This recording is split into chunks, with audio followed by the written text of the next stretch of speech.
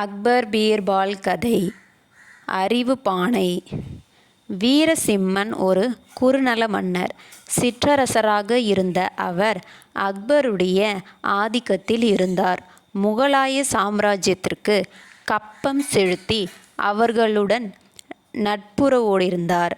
தனது இராச்சியத்தில் குடிமக்களின் நிம்மதியே பெரிதாக மதித்த வீரசிம்மன் முகலாயர்களின் அடிமையாக இருந்ததை பொருட்படுத்தவில்லை. ஆனால் அவருடைய இராச்சியத்தில் இருந்த சில இளைஞர்கள் மன்னர் தன்மானத்தை அடகு வைத்து விட்டதாக கருதினார். அந்த இளைஞர்கள் தயக்கமின்றி அவரை அணுகி அவருடைய கொள்கைக்கு தங்கள் கண்டனத்தை தெரிவித்தனர். சுதந்திரம் தங்களுடைய பிறப்புரிமை என்றும் நாட்டின் அமைதிக்காக முகலாயர்களின் அடிமைகளாக திகழ்வது அவமானம் என்றும் தங்கள் கருத்தை வெளிப்படுத்தினர். அதற்கு வீரசிம்மன், நானும் சுதந்திரத்தை விரும்புகிறேன், ஆனால் அதை பெறுவதற்கு இரத்த ஆறு ஓடுவதை நான் விரும்பவில்லை. முகலாயர்கள் மிக பலம் பொருந்தியவர்கள். அவர்களுடைய படைபலத்திற்கு முன் குறுநல மன்னனாகிய என்னால் ஒன்றும் செய்ய முடியாது என்றார். அதற்கு அவர்கள், படைபலத்தை மட்டும் ஏன் ஒப்பிடுகிறீர்கள்? நம்முடைய அறிவினால் முகலாயர்களை வெற்றி கொள்ள முடியாதா என்றார். நம்மிடம் அத்தகைய அறிஞர்கள் இருக்கிறார்களா என்றார் வீரசிம்மன். ஏன் இல்லாமல் என்றனர் இளைஞர்கள்.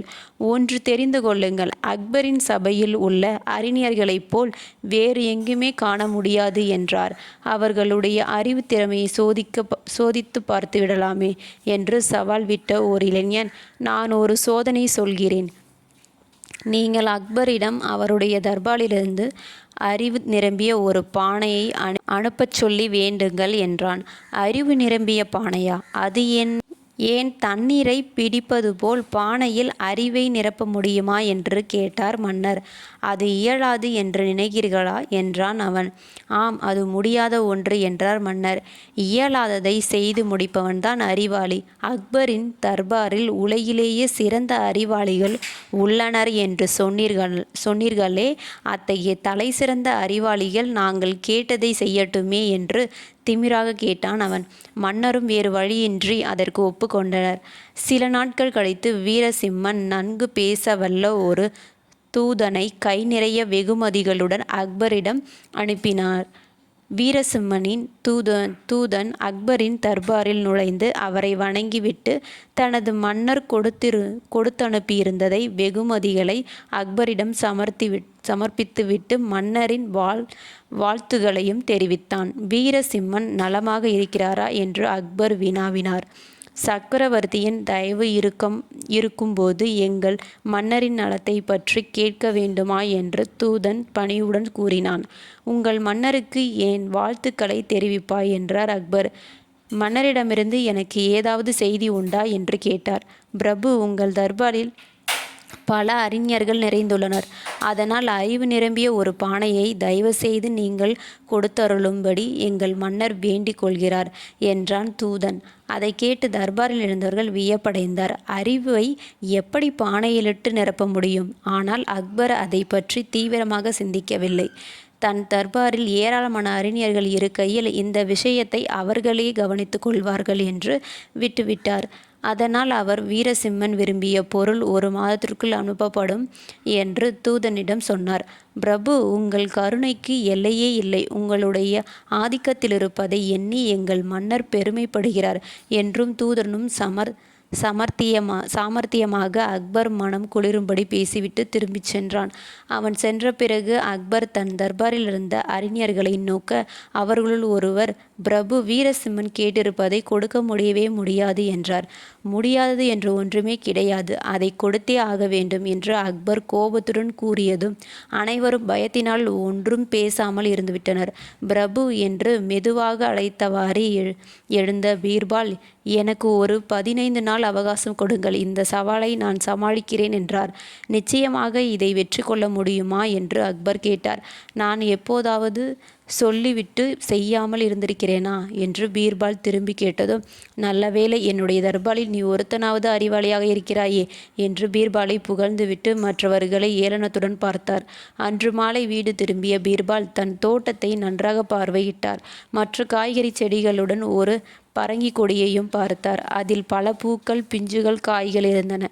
உடனே வீட்டுக்குள் சென்று அவர் ஒரு காலி பானையை உடனே எடுத்து வர சொன்னார். அதை தரையில் வைத்துவிட்டு பரங்கி கொடியில் பிஞ்சுகளுடன் கூடிய ஒரு பகுதியை அந்த பானையினுள் நுழைத்து பரங்கி பிஞ்சு பானைக்குள் இருக்குமாறு செய்துவிட்டு கொடியின் நுனியை வெளிப்புறம் நோக்கி இழுத்து விட்டார். பார்ப்பதற்கு பரங்கி கொடி பானையினுள் புகுந்து பிறகு வெளியே வந்தது போல் இருந்தது. சரியாக இருக்கிறது என்று தனக்குள்ளே சொல்லிக்கொண்ட பீர்பால் தன் மனைவியிடமும் தோட்டக்காரனிடமும் அந்த பானையையும் பரங்கி கொடியையும் மிகவும் பத்திரமாக பாதுகாக்கச் சொன்னார். தினமும் அவர் தோட்டத்திற்கு வந்த பானையினுள் இருந்த பரங்கி பிஞ்சை பார்வையிட்டு வந்தார். 10 நாள்களில் பிஞ்சு காயாகி பெருத்தது. அப்படியே விட்டு வைத்தால் காய் இன்னும் பெரிதாக வளர்ந்து பானையை உடைத்துவிடும் என்ற நிலை வந்தபோது பீர்பால் பானைக்குள் சென்று வெளியே வந்த கொடியின் பாகங்களை கத்தியால் அறுத்து விட்டார். இப்போது பானைக்குள் நன்கு வளர்ந்த பரங்கிக்காயை மட்டும் இருந்தது. பானையின் வாயினை துணியினால் இறுக மூடி அதை அடைத்து பீர்பால் பின்னர் அதை தர்பாருக்கு எடுத்துச் சென்றார். அக்பரிடம் பானையை அளித்த பீர்பால், பிரபு, இதுதான் மன்னர் வீரசம்மன் விரும்பிய அறிவு பானை. இதை அவரிடம் அனுப்பி வையுங்கள் என்றார். அதை கண்ட அக்பர், என்ன பீர்பால், விளையாடுகிறாயா? பானையில் எப்படி அறிவை நிரப்ப முடியும்? இதற்குள் உண்மையில் என்ன இருக்கிறது என்று ஆர்வத்துடன் அக்பர் கேட்டார். பிரபு, அறிவு பானைக்குள் அறிவுதான் இருக்கிறது. வீரசிம்மன் பானைக்குள் இருக்கும் அறிவை எடுத்துக்கொண்டு பானையை திரும்பி நமக்கு அனுப்பிவிட வேண்டும். அதை வெளியில் எடுக்கும்போது அது நசுங்கக்கூடாது, பானையும் உடையக்கூடாது. ஒரு கால் பானையை உடைத்து போனால் வீரசிம்மன் 10,000 பொற்காசு அபராதம் செலுத்த வேண்டும். இவை அனைத்தும் அவருக்கு தெரிவித்து விடுங்கள் என்றார் பீர்பால். என்ன அபராதம்? 10,000 பொற்காசுகளா என்று அக்பர் கேட்டார். அறிவின் விலை மிகவும் அதிகம் பிரபு என்றார் பீர்பால். அவ்வாறே பானையை தூதன் மூலம் கொடுத்தனுப்பிய பின் ஆர்வத்தை அடக்க முடியாத அக்பர், பீர்பால், பானைக்குள் என்னதான் வைத்திருக்கிறாய் என்று எனக்கு கூறு என அவசரப்படுத்தினார். உடனே பீர்பால் தான் செய்ததை சொன்னார். பிரபு, வீரசிம்மன் தனது குறும்புத்தனமான கேள்விக்கு சரியாக மூக்குடைப்படுவார். பானைக்குள் இருக்கும் பரங்கி காயை அவரால் பானையை உடைக்காமல் முழுவதுமாக வெளியே எடுக்க முடியாது. பரங்கி காயை அறுத்து வெளியே எடுப்பதும் கூடாது. அதனால் அவர் நம்மிடம் வசமாக சிக்கிக்கொண்டார். அடப்போக்கிரி என்று பீர்பால் முதுகில் செல்லமாக தட்டினார் அக்பர்.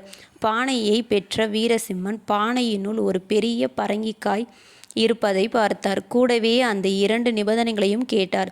பரங்கிக்காயை அறுக்கவும் கூடாது, அதே சமயம் முழுதாக வெளியே எடுக்க முயன்றால் பானை உடையவும் கூடாது. உடனே அந்த அதிக பிரசங்கி இளைஞர்களை அழைத்த மன்னர் அறிவு பானையை அவர்களிடம் காட்டி விளக்க அவர்கள் முகத்தில் அசடு வழிந்தது. உங்கள் பேச்சை கேட்டு நானும் முட்டாளானேன். முன்பே சொன்னேன், அக்பரின் சபையில் அறிஞர்களுக்கு பஞ்சமே இல்லை என்று.